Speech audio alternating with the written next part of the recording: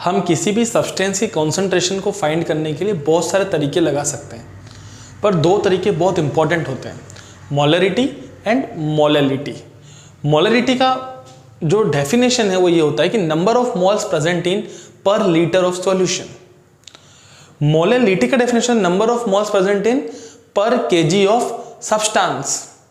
अब ये मोलरिटी जो होती है वो पूरे सॉल्यूशन के लिए होती है, मतलब सोल्यूट प्लस सॉल्वेंट।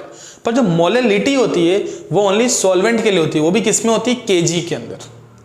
यहां पर आपको समझना पड़ेगा कि नंबर ऑफ मोल्स से मैंने आपको निकालना पिछली वीडियो में सिखाया है, जिसका लिंक मैं आपको डिस्क्रिप्शन में सेंड कर दूंगा। नंबर ऑफ मोल्स क्या होता है, given mass divided by molar mass. जैसे मैं बोलूं 36 ग्राम वाटर, तो वाटर का जो मोलर मास होता है वो कितना होता है 18, और 36 ग्राम हमें दिया गया, तो 36 डिवाइडेड बाय 18 आंसर कितना आता है 2। तो 2 मोल। मोलरिटी क्या होगी वो हमें नहीं पता, क्योंकि वाटर खुद ही एक सॉल्वेंट है। इसका सब कुछ मैं आपको अभी 3 से 4 में आपको न्यूमेरिकल्स कराता हूं, उसमें मैं आपको सिखाऊंगा कि कैसे हम किसी चीज की मोलरिटी, वॉल्यूम वगैरह वगैरह चीजों को फाइंड कर सकते हैं। स्टार्ट करते हैं। A solution of oxalic acid is prepared by dissolving 0.63 gram of acid in 250 ml of solution. Find its molarity. It is the formula of oxalic acid. ये बोल रहा है 0.63 ग्राम मिलाया गया, आपको दिख रहा है इतने वॉल्यूम के अंदर। अब हमें समझना पड़ेगा कि ये तो जो मास है ये क्या है, गिवन मास, हमें मोलरिटी निकालनी है।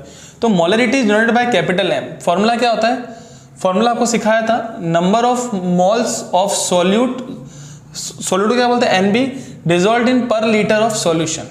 अगर ml हो जाएगा तो क्या हो जाएगा, मल्टीप्लाई बाय 1000। ये आपको सब सिखा चुके हैं हम। अब नंबर ऑफ मोल्स निकालने कैसे निकालते, given mass upon molar mass. ठीक है, NB निकालने, गिवन मास कितना है 0.63। ये है ऑक्जेलिक एसिड, इसका हमें क्या निकालना है, मोलर मास। चलिए मोलर मास को क्या बोलते हैं, कैपिटल M जो भी है। C का मास कितना था 12, ऑक्सीजन का 16 कितना 32, 16 32, हाइड्रोजन का कितना है 1, बाहर क्या लग रहा है 2, तो ये सब किससे मल्टीप्लाई हो जाएंगे 2 से। प्लस मैंने वाटर का सिखा रखा है 18 2 कितना होता है 36।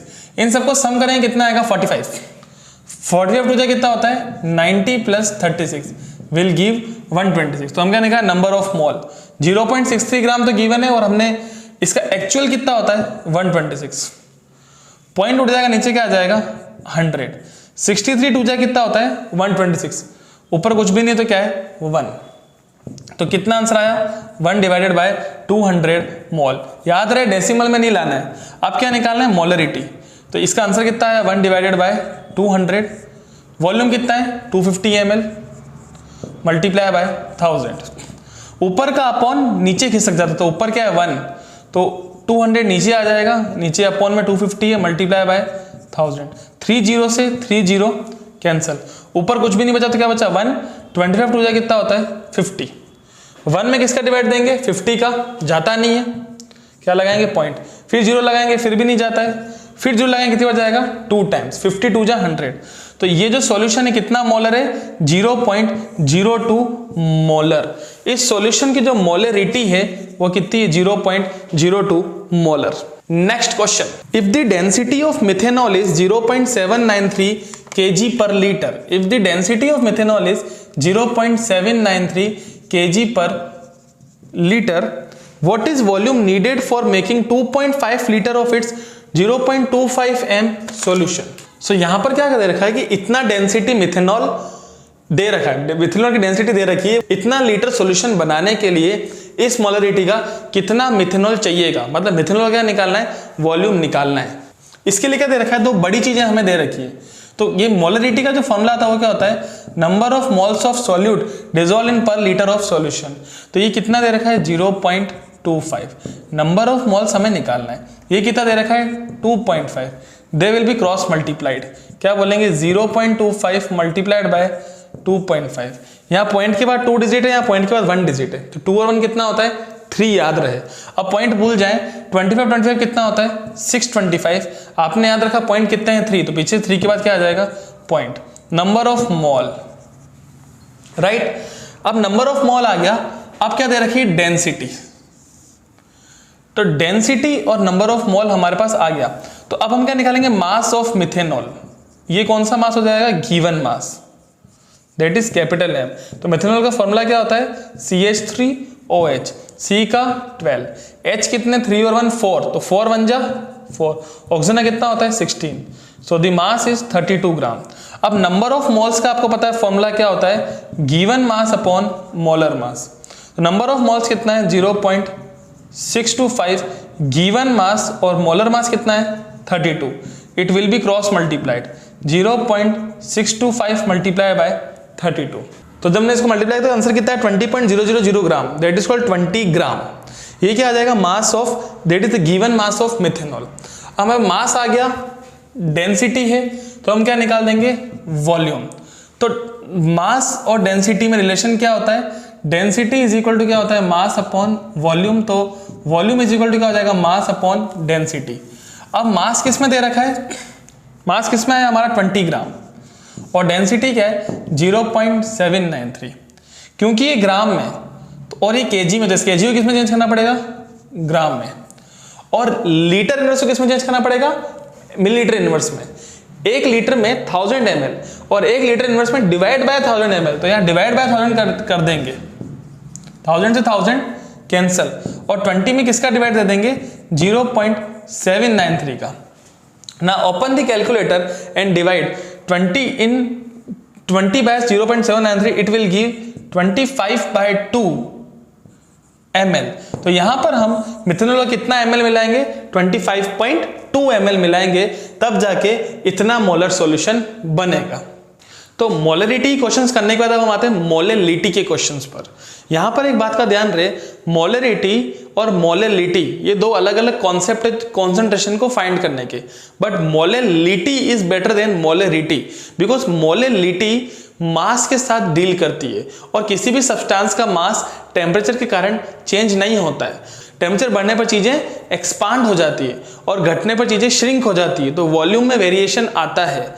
तो इसीलिए molality is the best, molality is the better than molarity, because वहां पर आपको पता लग ही गया, क्योंकि टेम्परेचर बढ़ाने के साथ चीजों का मास चेंज नहीं होता है। Find the molality of the solution containing 20.7 gram of potassium carbonate. 20.7 gram of potassium carbonate it dissolved in 500 ml of solution।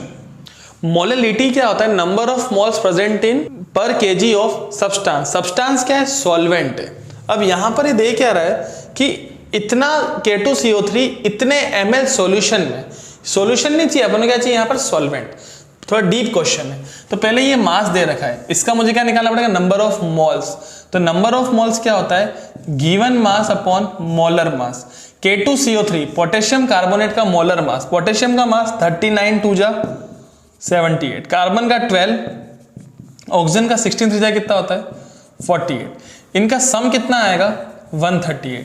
So 20.7 divided by 138, it will give 0.15 mole. Do by calculator और by self, तो इसका answer कितना आएगा 0.15 मोल।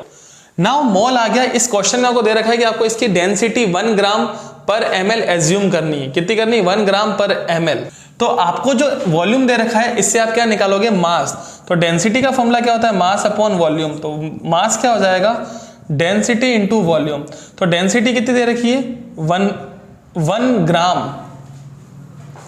Density कितनी दे रखी है, 1 ग्राम पर ml, 1 ग्राम पर ml, और ये 500, तो 500 हो जाए कितना, तो 500 ml। 500 1 × 500 कितना होता है, 500 ग्राम। ये तो टोटल का क्या आ गया, मास। हमें किसका मास चाहिए, मास ऑफ सब्सटेंस, मतलब मास ऑफ सॉल्वेंट। टोटल कितना है 500, माइनस क्या कर दूंगा मैं 20.7, सो इट विल गिव 479.3 ग्राम। ये तो हो गया मास ऑफ सॉल्वेंट। अब हमें क्या निकालना पड़ेगा इसका, यहां पर number of moles per KG of solvent. कितना मोल्स है 0.15 पर केजी नहीं है, ये कितना है, ग्राम है। तो मैंने सिखाया था अगर ग्राम हो केजी में चेंज करने के लिए क्या करेंगे, मल्टीप्लाई बाय 1000। इस पूरे को जब हम सॉल्व करेंगे तो हमारा आंसर कितना आएगा 0.313 मोलल। स्मॉल एम को क्या बोलते हैं, मोलल। तो ये सॉल्यूशन का जो कॉन्सेंट्रेशन है क्या, 0.313 मोलर सॉल्यूशन। तो याद रहे molarity and molality, molality is better than molarity because यहाँ पर मास से काम होता है और मास कभी टेम्परेचर के साथ चेंज नहीं होता है। सो इस वीडियो में हमने मोलरिटी और मोलैलिटी को बेस मानकर 3 क्वेश्चंस किए। सबसे पहले हमने मोलरिटी के क्वेश्चंस में क्या देखा कि number of moles present in पर लीटर ऑफ सॉल्यूशन पर, और मोलैलिटी में क्या देखा, number of moles present in per KG of substance that is called solvent. Molarity में सॉल्यूशन आता है, मोलैलिटी में सॉल्वेंट आता है। मोलरिटी वॉल्यूम पे काम करती है, मोलैलिटी मास पे काम करती है। इन दोनों में बड़ा डिफरेंस है, but the molality is better than molarity. Future के लेक्चर्स में भी मैं इसके ऊपर वीडियो जरूर बनाऊंगा। कमेंट बॉक्स में टाइप कीजिए कि आपको ऐसे और कौन से टॉपिक्स पे वीडियो चाहिए। अपने फ्रेंड्स तक शेयर करना ना भूलें। Thank you so much.